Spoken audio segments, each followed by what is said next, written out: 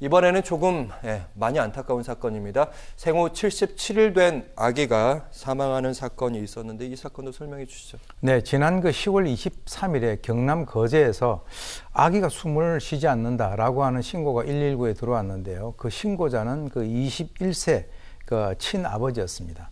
그런데 이 구급대원이 도착을 했을 때 이미 이 아이의 의식이라든가 맥박 이런 것들이 이제 없었고 병원에 도착을 한 지 1시간 만에 이제 사망을 했는데요. 이 아이 같은 경우는 생후 77일 된 아기였습니다. 당시 이제 18세인 친모는 친정에 가 있었고요. 이 친부가 자정쯤에 아기를 홀로 두고 PC방에 가서 한 5시간 정도 있다가 새벽 5시에 귀가를 해가지고 우유를 한번 먹이고 또 그로부터 한 7시간이 경과한 낮 12시에 아이에게 분유를 먹이고 이제 잠을 잤는데 그런 일이 발생이 됐는데 이 사망 원인을 추정컨대 보통 이 정도 77일 정도면 3시간마다 한 번씩 먹여야 되거든요. 그렇죠. 그런데 하루 평균 한 3번밖에 안 먹였다니까 8시간 만에 먹인 것이고 그리고 이제 좀 놀라운 것이 일회용 기저귀를 말려서 재사용을 했다. 그리고 필수 예방 접종도 전혀 하지 않고 병원을 방문한 이력도 전혀 없다.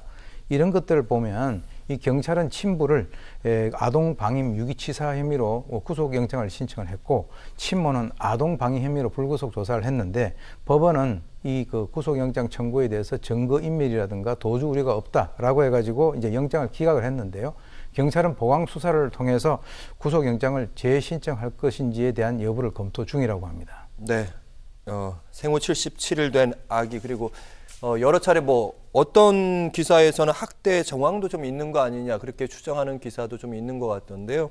일단 아기를 방치해서 숨지게 한 이 부부의 구속영장 말씀 들으신 대로 기각이 됐습니다. 재신청 여부 어떤 부분들을 좀 보강 수사가 좀 필요하다고 보십니까?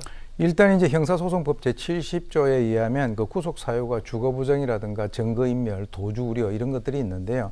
지금 도주 우려라든가 증거 인멸의 우려가 없다라고 법원이 판단을 하지 않았습니까?